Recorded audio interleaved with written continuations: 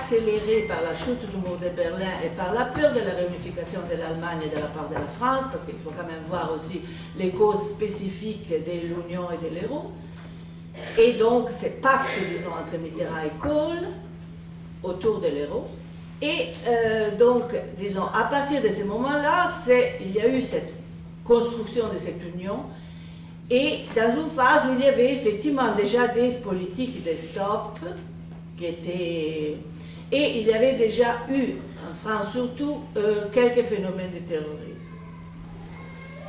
Donc, la manière dans laquelle elle s'est construite, l'Union européenne, à partir de ce moment-là, Union donc qui a commencé à faire des choix spécifiques par rapport à la politique migratoire autour des two pillars, des aspects. C'était la perspective de la libre circulation, l'élargissement à l'Est comme choix et la fermeture au Sud.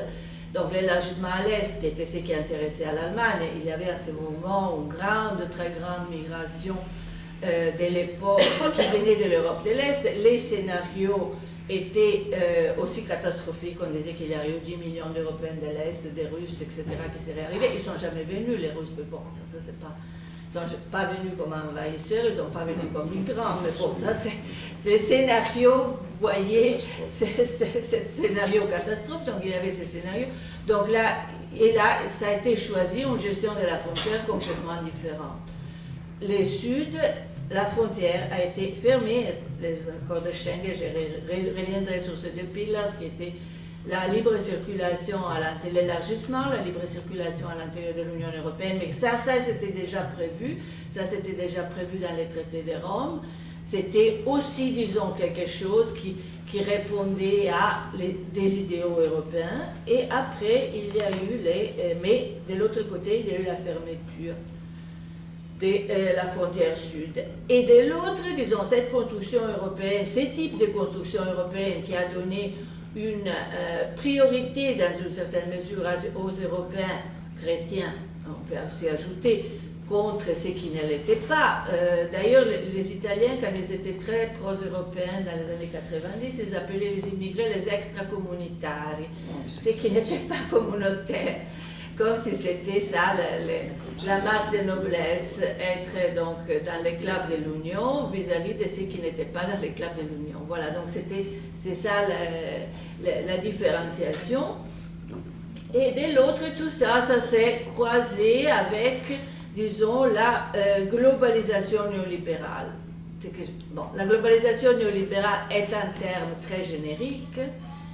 Et donc, bon, il y a des milliers de travaux sur ça. Je vais juste faire une petite synthèse. Donc, ouverture des marchés, libre circulation des capitaux. Mais qu'est-ce que ça signifie, cela, libre circulation des capitaux?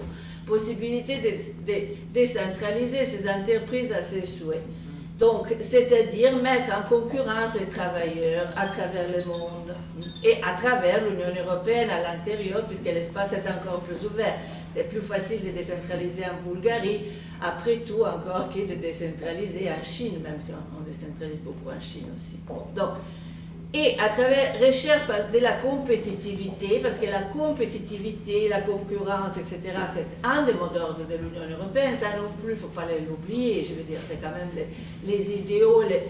D'un côté, il y a des idéaux et des droits de l'homme, etc., dans la charte qui sont très très bien, mais de l'autre côté, il y a quand même toute une idéologie qui passe, qui est celle de la compétitivité, et la mise en concurrence des travailleurs à travers et avec l'abaissement des salaires, disons là.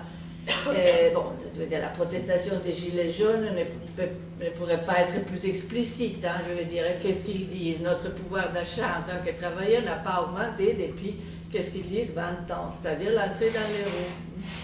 C'est ce qui est effectivement, parce qu'il y a cette compétition des travailleurs, et l'autre aspect, la dépossession de l'État, l'abaissement des salaires, ce sont les fameuses réformes structurelles que le Fonds monétaire international est en train d'imposer à la Tunisie, si j'ai bien compris ce que quelqu'un m'a dit, que l'Union européenne, la Commission européenne, avec le Fonds monétaire international, ont imposé à la Grèce, etc. Les fameuses réformes structurelles sur le modèle du modèle Hartz de Schröder, c'est l'abaissement des salaires, la compétition par les bas. Voilà.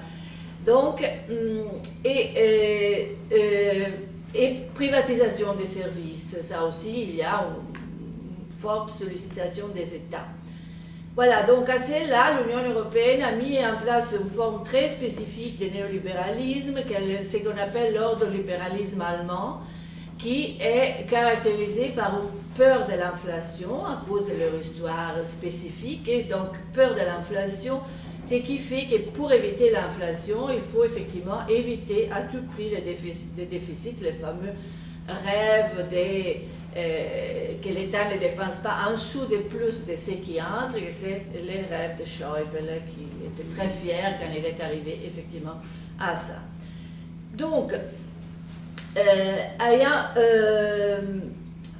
donc ça, les idées néolibérales sont en partie, même si effectivement il y a un petit volet social qui de temps en temps apparaît, ont été incorporées dans les traités de l'Union européenne et, disons, dans ces contextes, effectivement, quand la crise économique a frappé, disons, les choses étaient déjà critiques avant, mais à partir de 2008, les inégalités entre les différents pays n'ont fait qu'augmenter, ce qui a sapé complètement la cohésion entre les pays, et produisant, après, quand il y a eu la crise migratoire, cette manque de solidarité évidente et patente qui s'est révélée au moment où il fallait se mettre d'accord pour partager, disons, les poids de cet afflux des migrants qui sont arrivés à partir de 2015 avec les plusieurs crises qui se sont déclenchées, qui ont été déclenchées, on pourrait dire,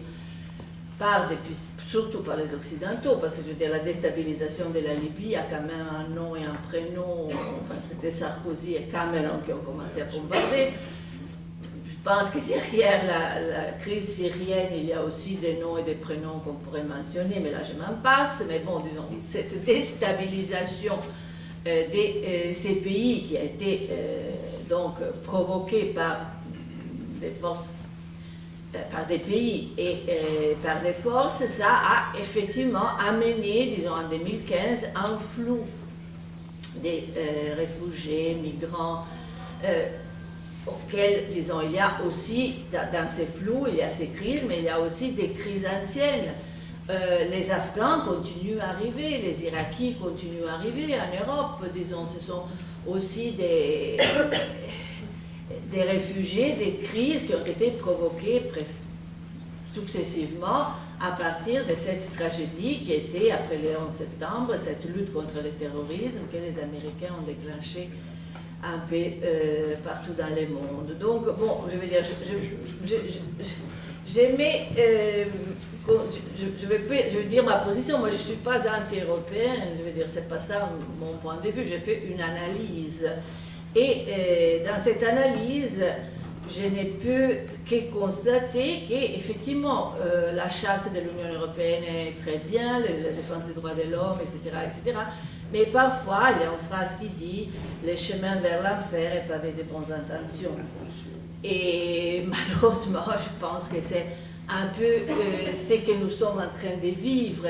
Et la tragédie de cette Méditerranée, parce que quand même, bon, évidemment, moi je suis contre la politique de Salvini, de la guerre qu'il a fait contre les NGO, mais les NGO ne peuvent pas, c'est très bien de faire cet activisme par les bas, mais ça c'est un problème que c'est pas Aquarius qui peut résoudre, ce ne sont pas 4 NGO qui peuvent résoudre un problème qui est un problème géostratégique de ce type, disons. Voilà, donc après, puisque là j'ai pris beaucoup de temps, je vais donc indiquer quels sont les points de ma présentation, qu'après vous aurez, j'ai combien, 10 minutes? 2. Ah, 10 minutes. Alors pour les points donc, de ma présentation, c'est que la crise migratoire a révélé une crise européenne, c'est-à-dire l'absence de solidarité entre les États. Le fait que les États n'étaient plus prêts d'aucune manière, ça avait été déjà révélé par la crise économique, mais ça s'est été révélé encore une fois. Disons, autour de la migration, l'Union européenne s'est complètement divisée. les différentes solutions qui ont été proposées, donc les resettlements, la redistribution des migrants n'a pas du tout fonctionné. Ils ont redistribué 20 000 migrants de la Grèce, point, 12 000 de l'Italie, point, sur la base de ce que l'Italie s'est mis de quotas. Oui, mais ça n'a pas du tout fonctionné. Disons, ces systèmes, au point qu'ils l'ont déjà abandonné, disons, cette question. Ils n'ont pas d'ailleurs trouvé, pour l'instant, aucune solution, disons, à la question de la Méditerranée. Les bonnes âmes qui continuent à dire qu'il faut viser sur la redistribution, je veux dire, il faut quand même regarder les faits. Cette redistribution ne peut pas se faire, ne se fera pas, ne se fera jamais, parce que les États ne sont pas disponibles. Même la libre circulation est entrée en crise. Le cas du Brexit, c'est un signe. Donc, la libre circulation qui fonctionnait, les frontières ont été en grande partie rétablies. Je veux dire, à la frontière de Ventimille, les Français continuent à refouler des immigrés qui essayent de passer de l'autre côté, y compris des femmes enceintes et des mineurs. Donc, disons, ça, c'est la libre circulation fonctionne seulement dans les aéroports, parce que là, il y a d'autres types de... mais ça ne fonctionne plus dans certaines frontières terrestres. Donc, ça révélait une totale désunion par rapport à ça. Et les deux piliers. Alors après, moi j'avais les deux piliers aussi, il y a juste les contrôles qui deviennent de plus en plus compliqués. Alors quelle est la solution? Et ça, je viens à s'inquiéter, effectivement, l'autre partie de mon exposition, mais que je ne peux pas développer, c'est l'externalisation de la migration et la relation avec les pays du Maghreb. Et comment, à partir des accords de Schengen, disons, cette problématique de l'externalisation, dans une certaine mesure, a conditionné toutes les relations avec les pays qui ont joué plus le jeu que d'autres. Je veux dire, le Maroc a certainement très bien joué sur la possibilité d'avoir des fonds par rapport à jouer le rôle